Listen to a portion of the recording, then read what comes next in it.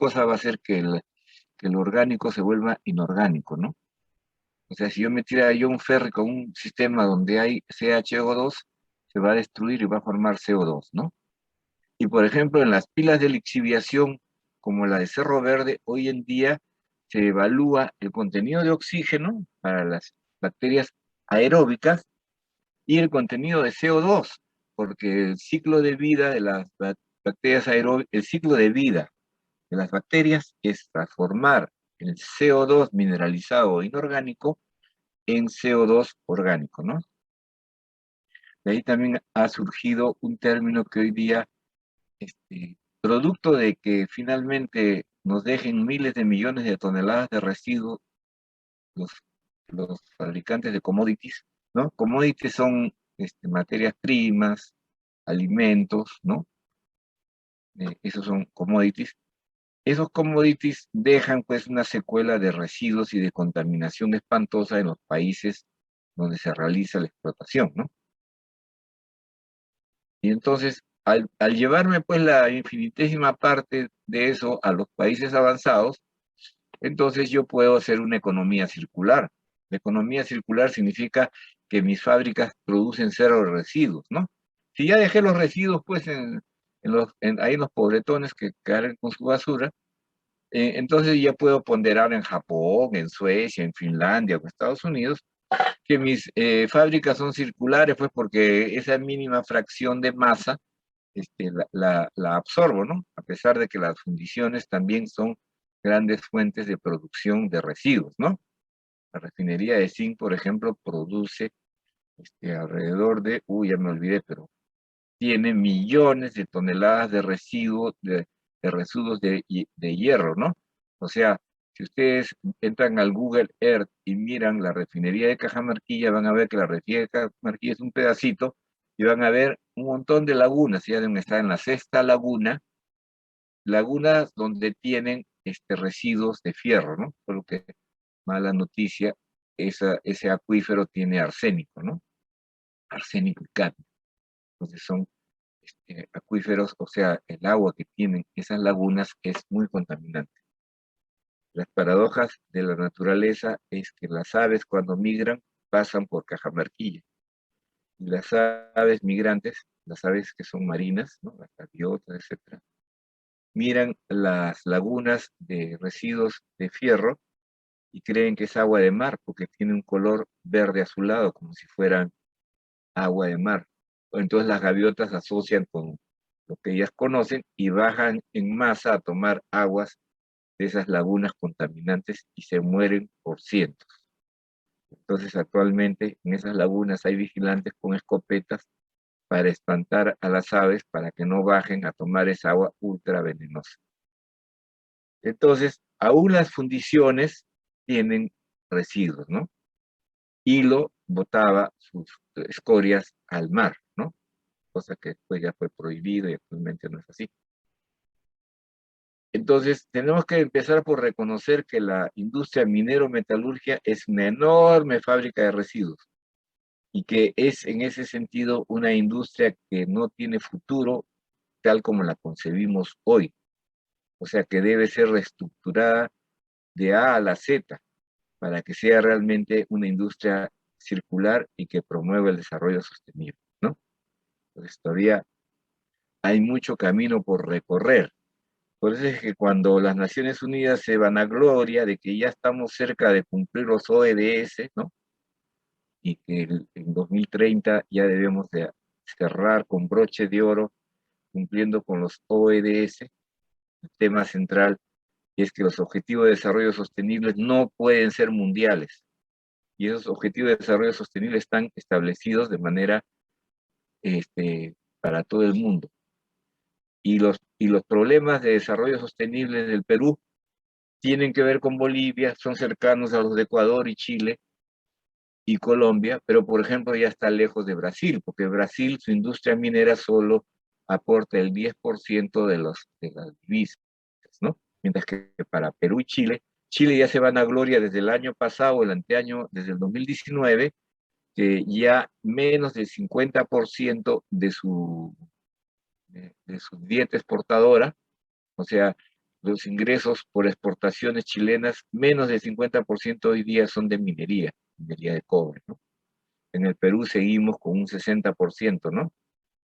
Y seguimos regalando la línea de pescado y seguimos exportando madera de forma ilegal y también exportamos oro de manera ilegal, ¿no? Oro ilegal, narcotráfico ilegal, todo bien bonito. Exportación de harina de pescado, barquitos que salen con su coquita dentro de la harina de pescado, junto con los procelosos marinos que siempre han andado metidos en entredicho por el manejo también del mismo tema, ¿no? En fin, estamos en el Perú. Entonces, lo que tienen acá es una serie electromotriz. Acá es un acápite que nos muestra cómo es que deducimos el potencial. O sea, la ecuación de Nernst en términos de potencial de electrones está demostrada aquí, ¿no? Vean ustedes que siempre vamos a tener el logaritmo de la constante de equilibrio a 1 y 25 grados va a ser el P o 0, ¿no? Entonces siempre está ligado a reacciones escritas en reducción y en el sistema de referencia de hidrógeno como K, logaritmo de K de la reacción de hidrógeno cero, ¿no? ¿Se entendió? Delegado, dígame. ¿Está claro? ¿Preguntas?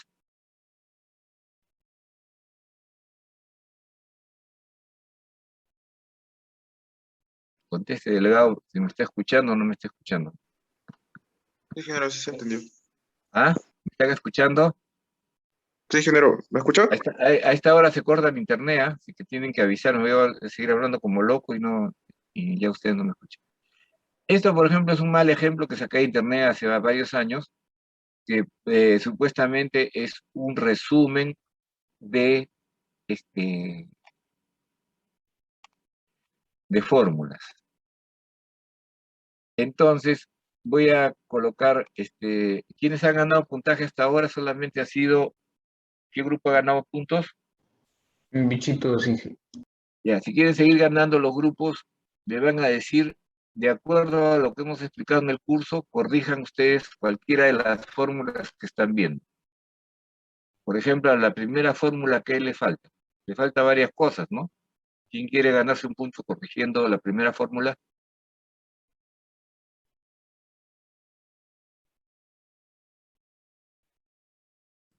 ¿No sería estándar, ingeniero, la primera? De Nernst. No, podría ser el delta G, ¿ah? O sea, lo que yo creo que falta ahí es justamente que diga delta G a qué presión y a qué temperatura, ¿no? Por eso es que nosotros ponemos siempre entre paréntesis, ¿qué ponemos para el delta G? 1T, ingeniero. 1T, ¿no es cierto? Lo tradicional es 1T. Entonces, si yo pongo delta G 1T, voy a tener ETH, ¿no? Que va a ser, o sea, esa es la otra corrección, ¿no? ETH estándar, ingeniero. No, si yo tengo delta G estándar, voy a producir ETH estándar. Ya. Si voy a producir delta G1T, voy a tener ETH. ETH entre paréntesis 1T, porque también será 1T, ¿no? Entonces será el E0TH estándar más el término de mezcla, todo a 1T. Entonces, la segunda línea, ¿quién quiere concursar para corregir? Ya entendieron la mecánica, ¿no? Entonces ahora, los que deseen corregir la segunda fórmula, rápido.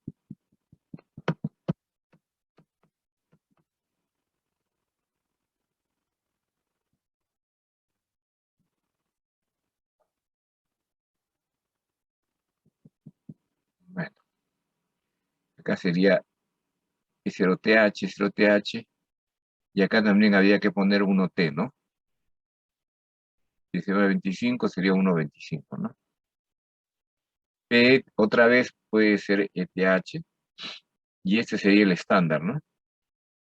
Está referido al potencial estándar. Bien, ya saben, acá tenemos una serie electromotriz, ¿no? Ya estamos familiarizados con este término, nadie necesita preguntas, ¿no? Por ejemplo, acá tenemos reacciones del oro, ¿no? Que lo he puesto acá como una aplicación, ¿no? Entonces observen ustedes que podemos tener una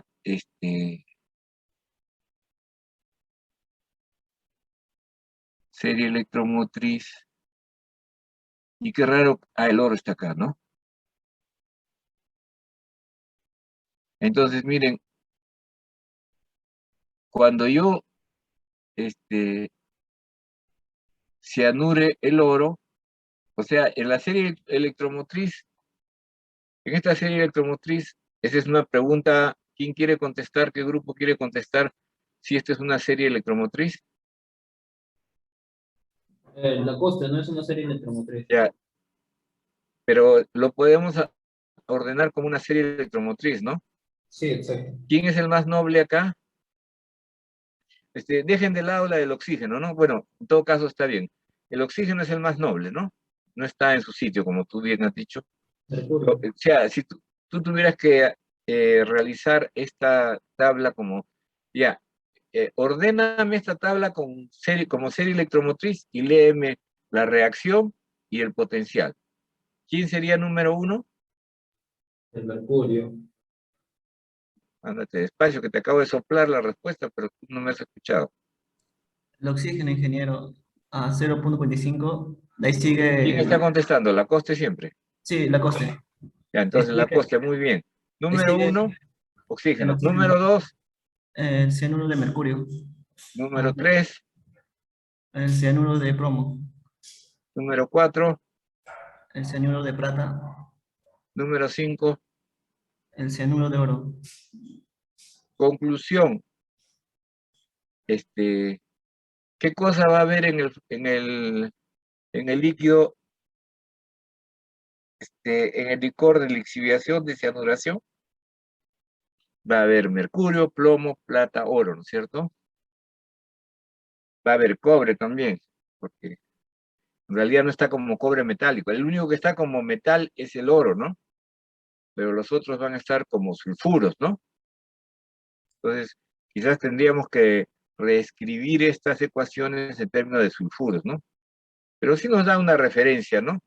Lo que sí sacamos como conclusión es de que el oro va a estar acompañado de un conjunto de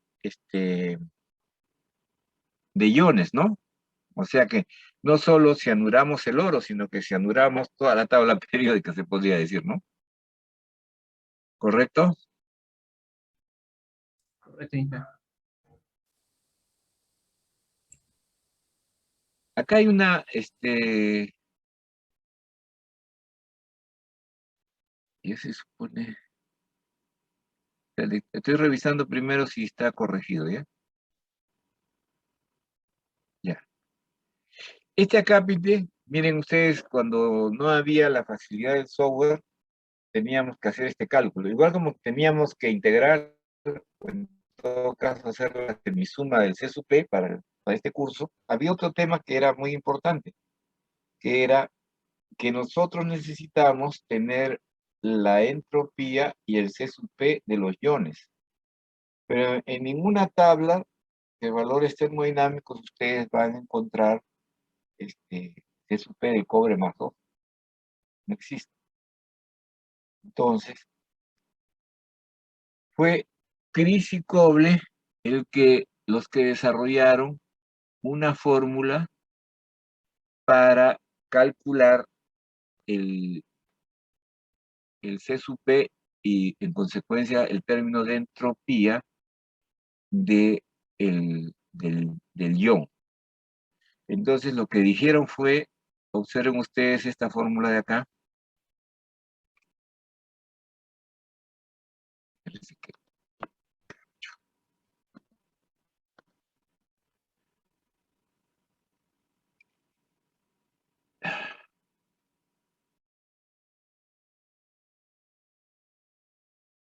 Aquí estoy medio tonto. Ya.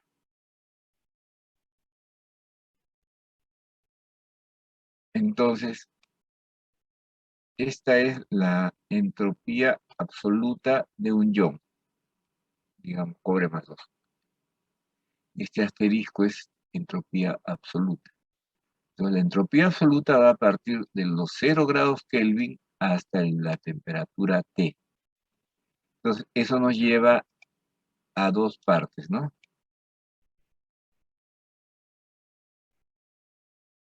Este valor va a ser la entropía de 0 a 298 y este es el C sub P de 298 a T.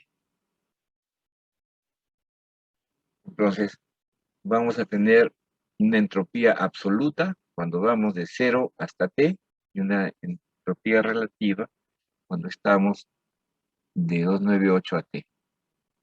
Entonces, lo que hicieron Chris y Coble fue desarrollar esta fórmula en el año 56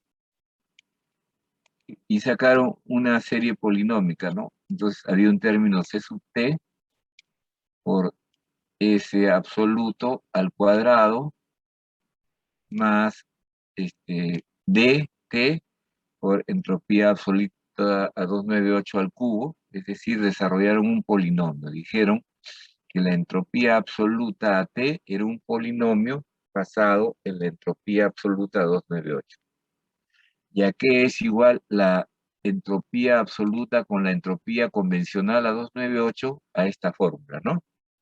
Entonces, la entropía absoluta es igual a la entropía relativa, que es la convencional, que es la que nosotros sacamos de las tablas y utilizamos para calcular la entropía de la especie I en la reacción, menos 20.92 por la carga del ion.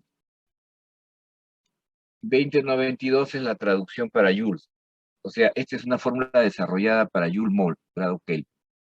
En la literatura van a encontrar que es menos 5Z. La literatura antigua dice Z, porque esto es el término en calorías, ¿no?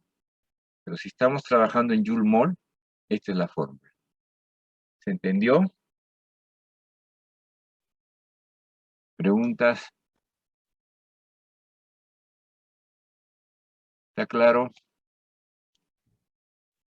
¿Han entendido hasta ahí? Sí, ingeniero. Ya.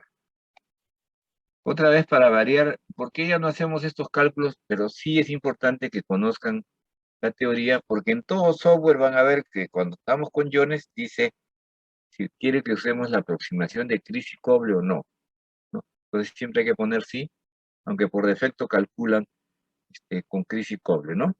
Entonces, ¿qué significa?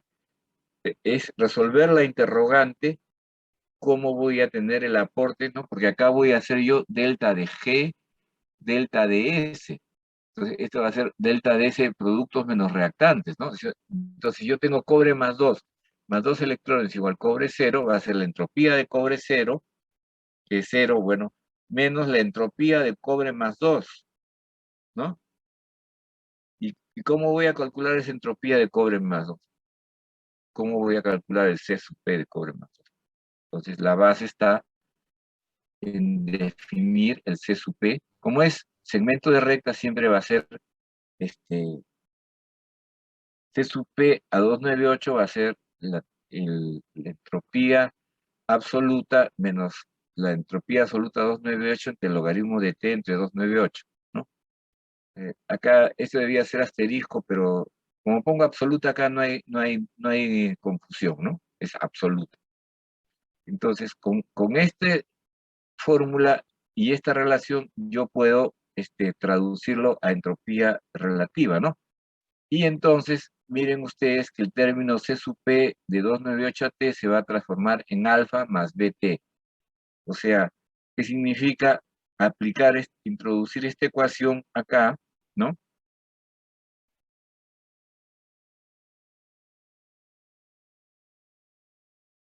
Y reemplazarlo por la entropía relativa, la entropía absoluta, perdón. Nos quedamos por la entropía absoluta 298, ¿no?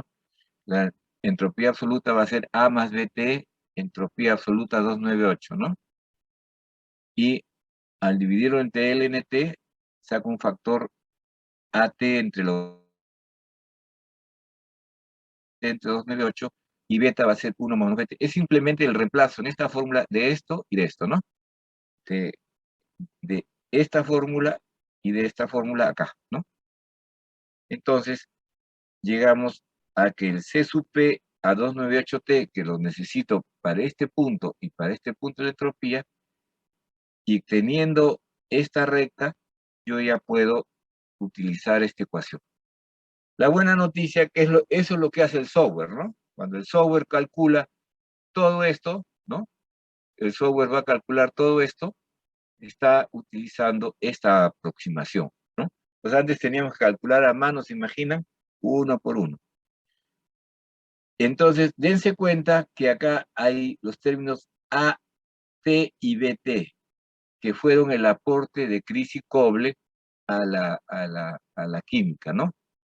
Esto fue publicado en el Journal de Química de la Sociedad Americana en el año 56, creo. Y lo que ellos publicaron fue lo siguiente, ¿no? Este es en el paper que estoy mencionando, Chris y Coble dan AT y BT para distintas situaciones. Cationes simples, aniones o OH-, A y BT, oxianiones y oxianiones ácidos, y la entalpía estándar del hidrógeno, ¿no? Ven ustedes que si ustedes tienen acá la entropía absoluta, ¿no? La entropía estándar absoluta del hidrógeno es menos 20,92. ¿Cuánto vale la entropía relativa del hidrógeno?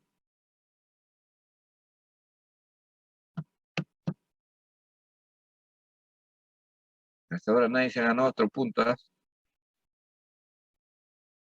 Tendría que aplicar la ecuación de Chris y Coble, pues en la página anterior. Entonces, yo tengo la entropía acá, menos 20,92. La carga es más 1.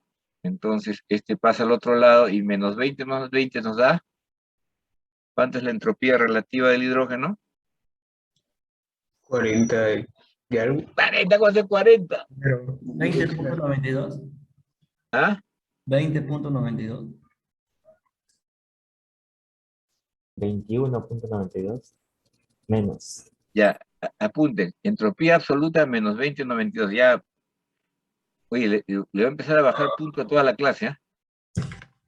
Entonces, menos 20.92 es igual a la entropía relativa, menos 20,92 por más 1. ¿Cuánto vale la entropía? A cero. pero, ingeniero, Cero, pues, por definición. Qué vergüenza. Voy a grabar a mi perrito y lo voy a poner cada vez que ustedes me hagan, tenga vergüenza ajena. ¿Entendieron?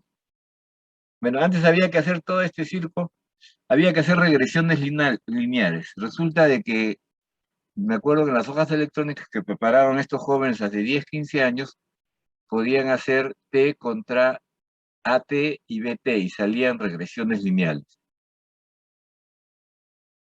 Pero hay una cosa que hasta ahora me es imposible definir si se trata de un error. Y es que observen ustedes que la secuencia es menos 21, menos 21. Y esto sí,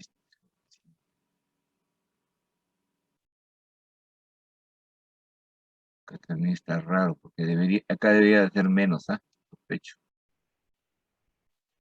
Pero lo que sí es un error común es esto de acá. Bueno, no sé si es un error, yo estoy asumiendo que es un error, pero de repente no lo es. O sea, yo he visto el paper original y el paper original, o sea, se dan cuenta que no pueden establecer una regresión lineal porque, miren, a 298 es 0, a 333 es menos 58, y a 398 es 129, se saltó. Y a 423 es menos 194, y a 406 es menos 280. Entonces, esto es un... Pues me acuerdo que nosotros teníamos que decir a criterio, eliminemos estos valores, llegamos a la regresión lineal entre T y AT y AB para los oxianiones, eliminando este valor para que la regresión lineal sí es perfecta, ¿no? Ahora, yo he descubierto acá esta fallita, así, recién la he visto con ustedes, ¿ah? A mí me parece que esto es menos 126. donde tengo la vieja, tengo que buscar la vieja referencia, ¿ya? Pero en fin, todo este sancochado se evita porque el software está en condiciones de entregarnos este valor, ¿no? Y ustedes ahora que vean con atención su software van a ver que dice una pestañita que dice crisis coble, ¿no?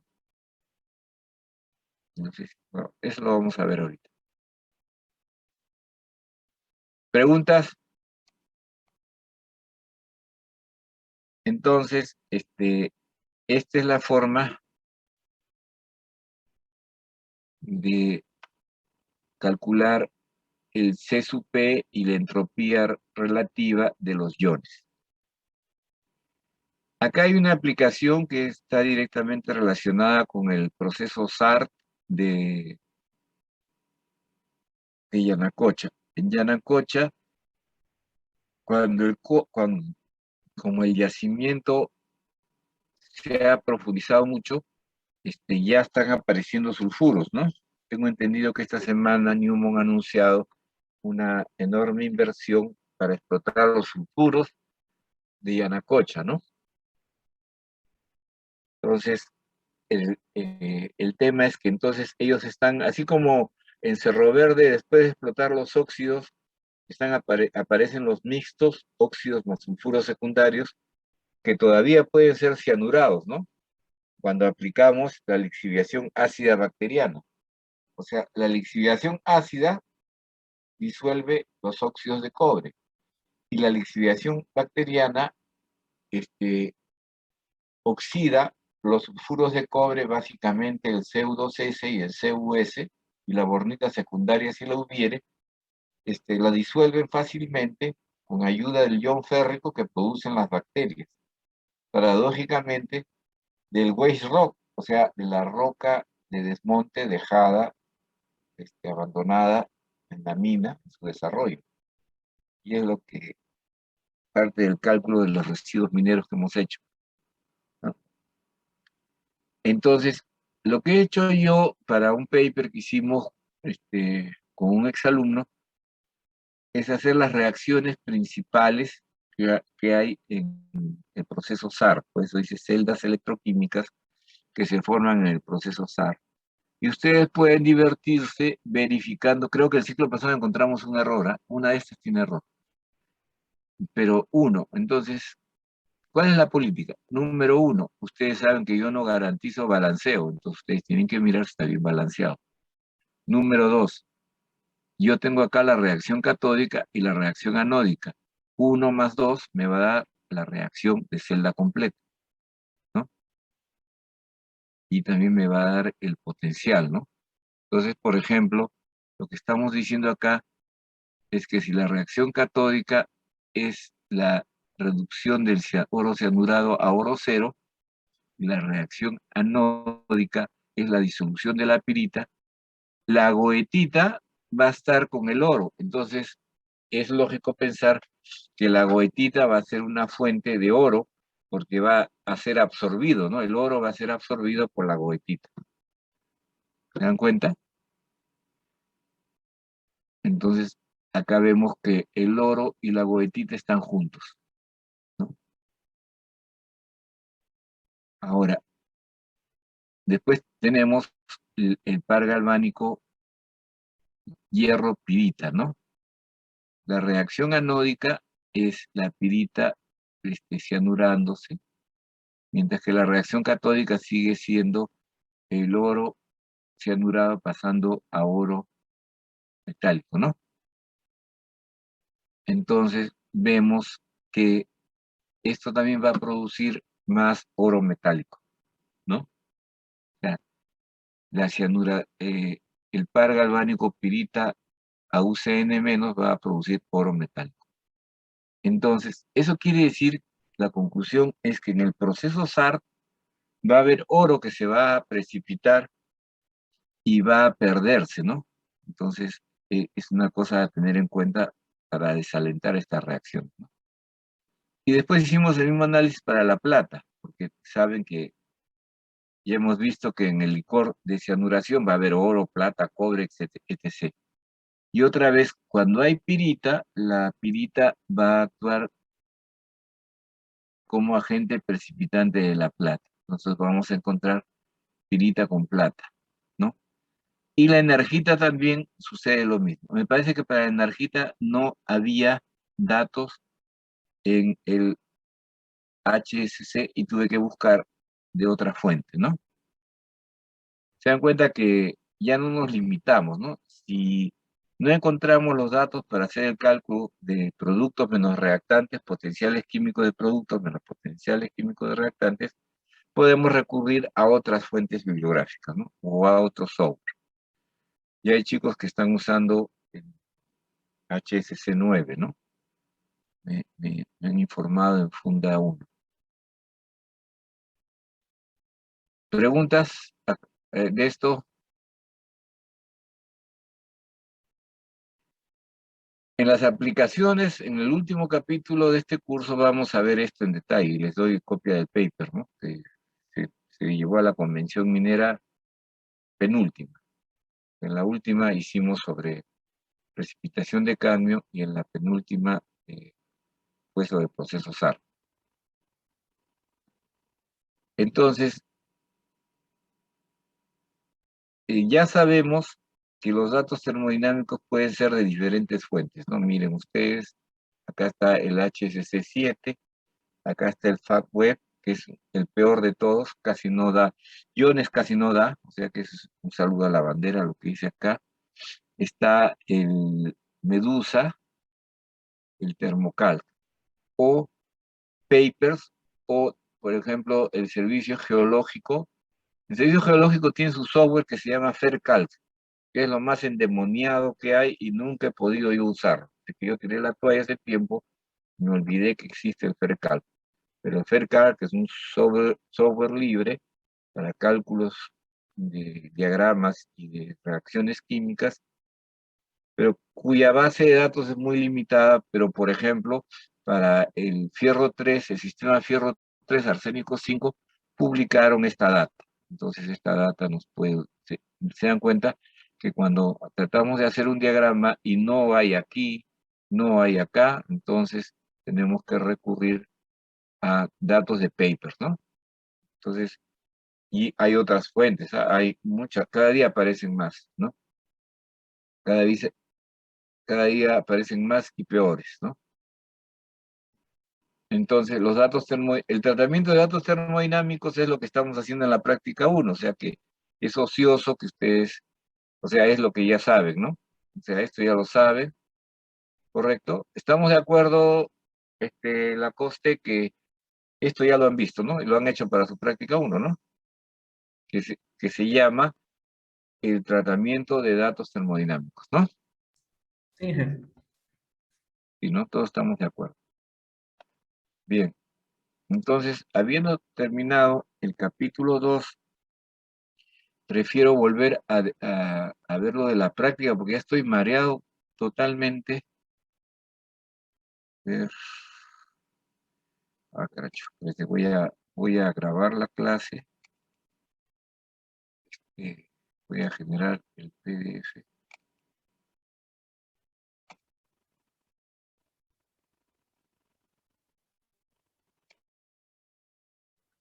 ¿Hicimos alguna modificación? No me acuerdo. Creo que sí, ¿no?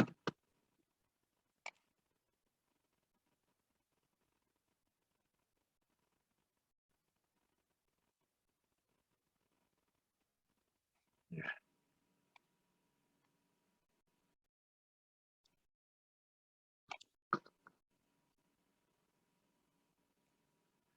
Entonces, me voy al chat.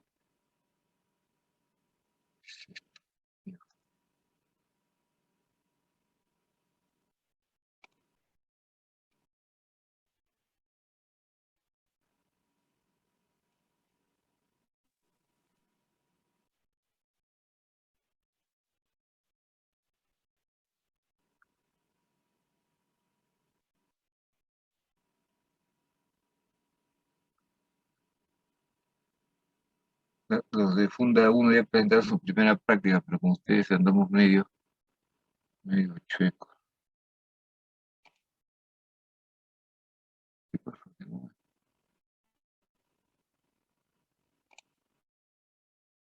Vamos a empezar por colocar la clase de hoy.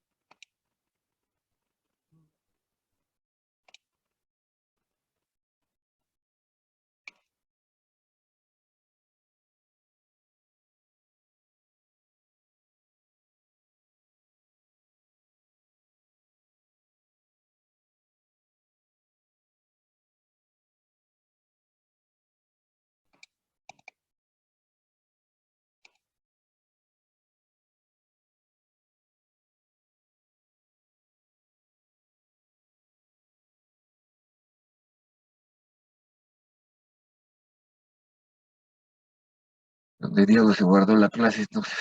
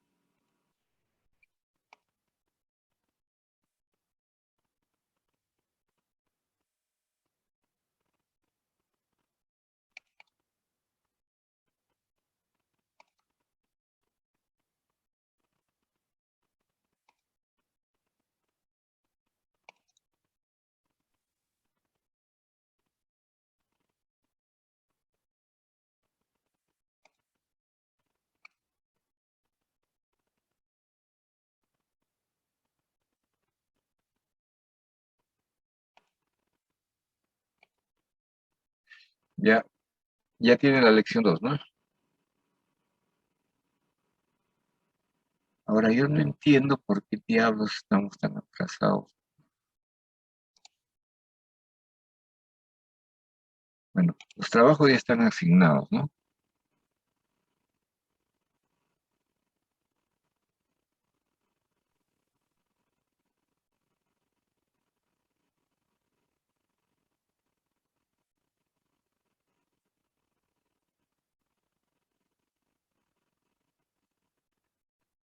Ya,